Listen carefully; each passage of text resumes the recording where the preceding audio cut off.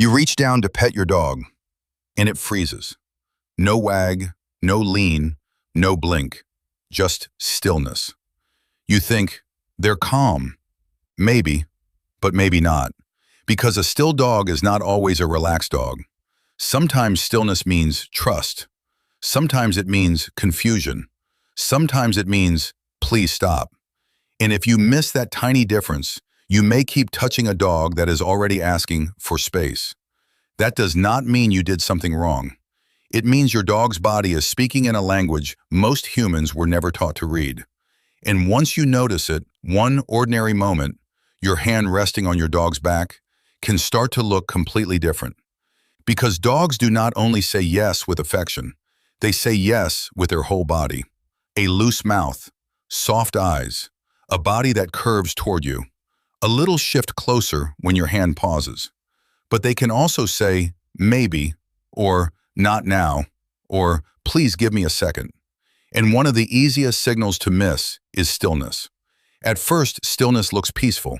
A dog standing perfectly quiet while someone pets its head. A dog lying on the floor while a child rubs its belly.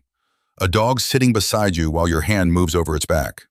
Nothing dramatic happens. No growl, no bark, no bite.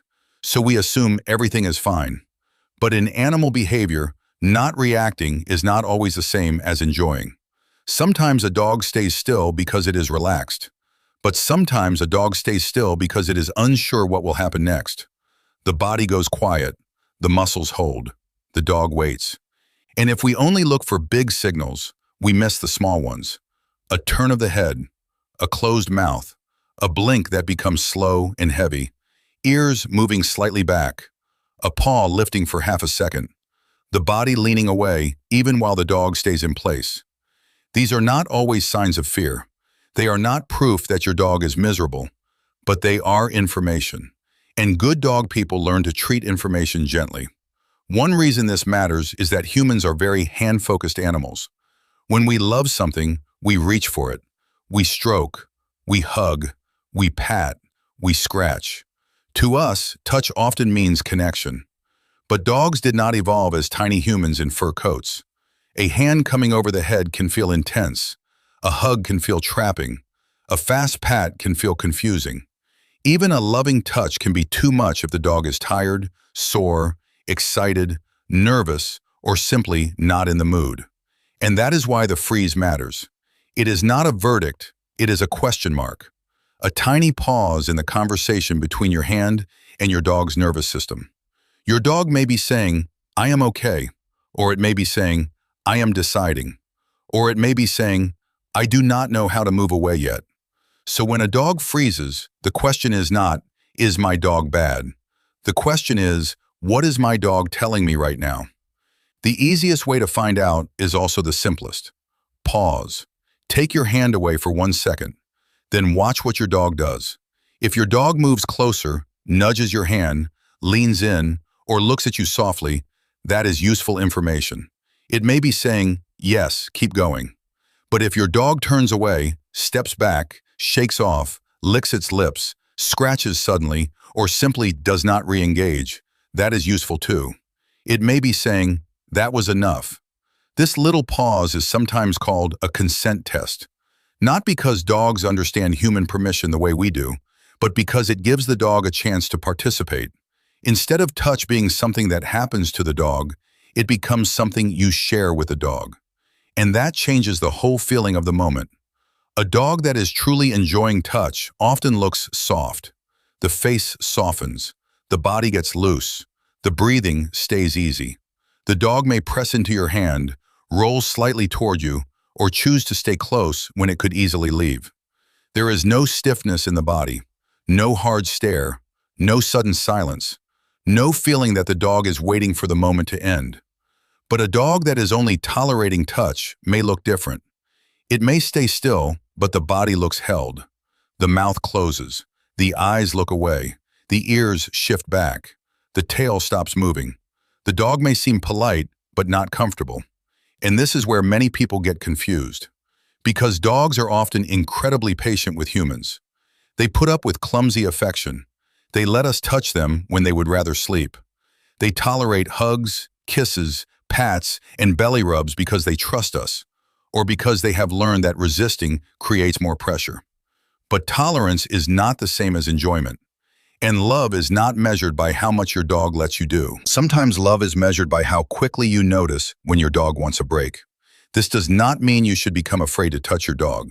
The point is not to make every moment complicated. The point is to become more fluent. To notice the difference between a dog melting into your hand and a dog quietly waiting for your hand to leave. To see the tiny shift from comfort to uncertainty. To understand that your dog's silence may still be communication.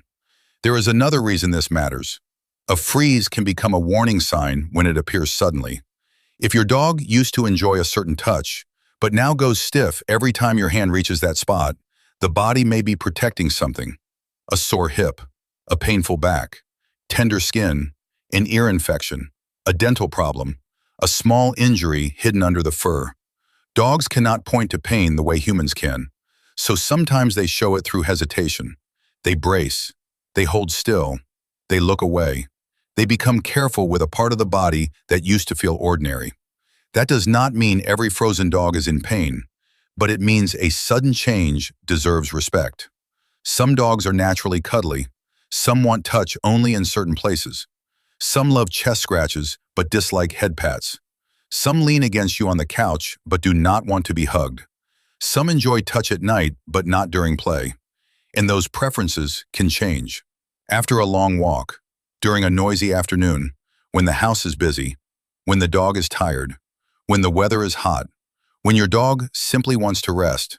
So if your dog freezes more often than before, or reacts differently to a touch it used to enjoy, it may be worth paying attention. Not with panic, with curiosity, because a dog's body is not a machine that gives the same answer every day. It is a living body, and living bodies have moods, memories, limits, and quiet ways of saying, not now. But in everyday life, the lesson is usually much simpler. Do not only ask, can I pet my dog? Ask, is my dog still choosing this? That question sounds small, but it can transform the relationship. Because when your dog learns that you notice the quiet signals, it does not have to shout. It does not have to growl to be heard. It does not have to pull away dramatically. A glance is enough. A pause is enough. A small lean is enough. And that is where trust grows. Not in the big cinematic moments, but in tiny, ordinary ones. Your hand stops. Your dog has a choice. And you listen. So the next time your dog freezes under your touch, do not panic. Just pause. Look at the whole body. Let your dog answer. Because sometimes stillness means peace. Sometimes it means patience. And sometimes it means, I love you, but not like that, not right now. And if you can hear that, your dog may trust your hand even more. Has your dog ever given you the freeze signal? Try the 1-second pause test today and let me know how they react in the comments below. Subscribe to the channel for more canine mind decodes, and I'll see you next time.